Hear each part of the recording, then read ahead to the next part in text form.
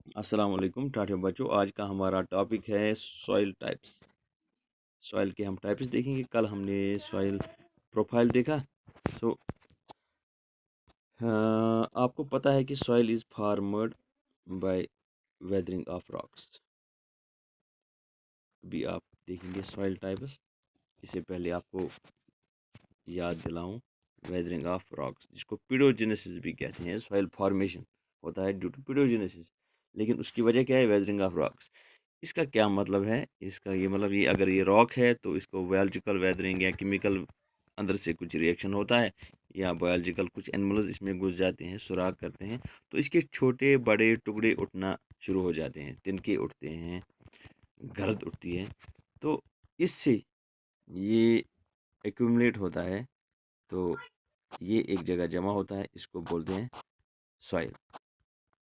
But it is very gradual process, very slow process.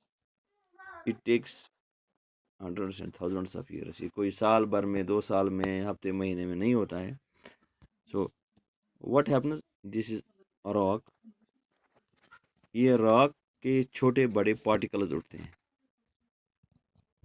Okay, particles उठते हैं due to weathering. वो आपने, मैंने आपको समझाया वेदरिंग क्या चीज़ है, बायोलॉजिकल वेदरिंग, केमिकल वेदरिंग। तो इसके छोटे बड़े टुकड़े शुरू उठना हो जाते हैं। ठीक है, तो इसको कहते हैं वेदरिंग ऑफ रॉक्स। लेकिन ये जो पार्टिकल्स उठते हैं, इसमें दो किस्म के हैं। एक है सैंड पार्टिकल्स, अक्सर इसमें सैंड पार्टिकल्स आते हैं। सैंड पार्टिकल्स जैसे सिक फुलझुआना। ओके, और इसमें क्ले, गर्द वगैरह होता है।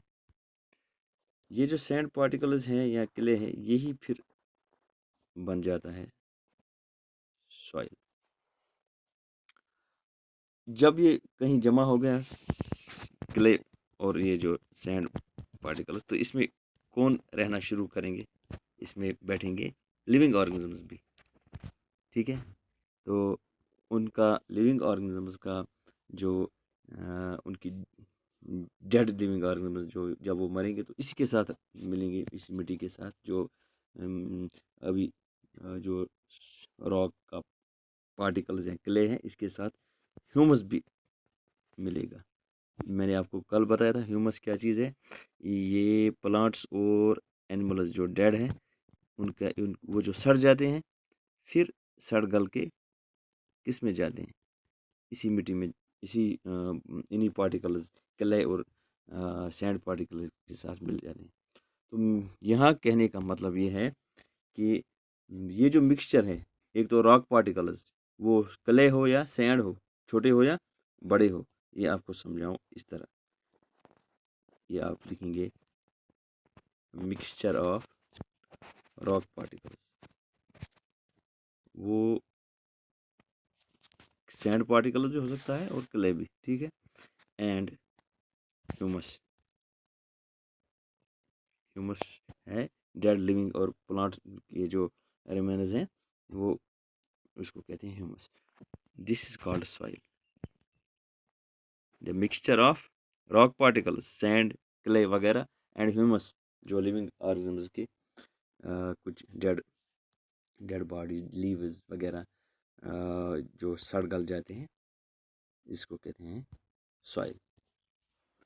ओके, तो इसमें फिर सॉइल में और लिविंग ऑर्गेनिजम्स रहते हैं, जैसे माइक्रो ऑर्गेनिजम्स, बैक्टीरिया है, एल्गी है, प्रोटोजोआ है।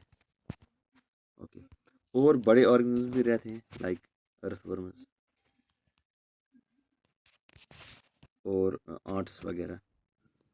फिर इस सॉइल में जो है, इसी से प्लांट्स भी ग्रो करते हैं। ठीक, तो this is soil. Now classification of soil, इसको क्लासिफाई कैसे करेंगे? टाइप्स तो हम मिलेंगे जब हम क्लासिफाई करेंगे, इनको कैटेगराइज करेंगे। तो on the basis of what we classify this soil? On the basis of proportion of particles,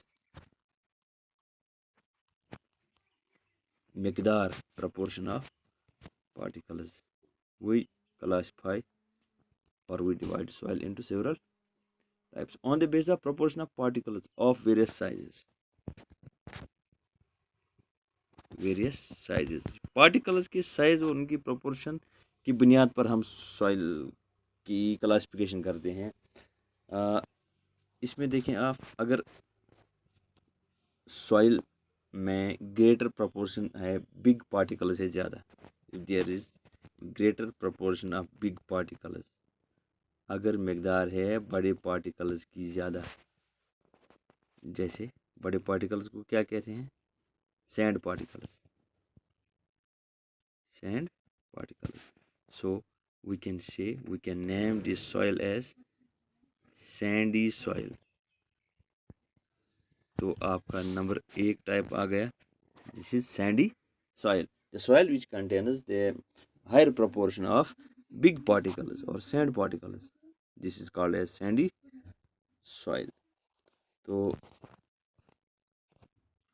okay, if the proportion of fine particles is higher, अगर छोटे पार्टिकल्स, फाइन पार्टिकल्स की प्रोपोर्शन ज़्यादा है, fine particles, ठीक है, तो इसको कहेंगे हम क्लेई सॉइल, क्लेई सॉइल।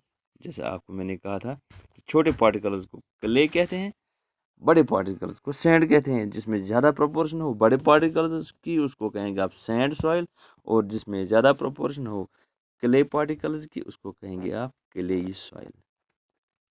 जो गरड, जिसको बोलेंगे हम गरड टाइप, जिसमें ज़्यादा, जब हम झाड़ू मारते हैं, जो जो गरद छोटे पार्टिकल्स उठते हैं हवा में, तो उनका वेट कम होता है, हवा में उड़ जाती हैं, ये भी उसी टाइप का है कि बहुत छोटे पार्टिकल्स होते हैं इसमें। अच्छा, अब ये हो गई 2 टाइप्स। नाउ थर्ड वन, अगर इक्वल प्रोपोर्शन हो, यानी amount of large particles and fine particles almost same, equal proportion of large particles and small particles, yani equal proportion of clay and what we call sand, so we can name it as loamy soil. Third one is loamy soil. Okay, the soil can be classified as number 1 shabash sandy soil. Okay, number 2 clay soil. Okay, number 3 loamy soil. आज के लिए इतना ही।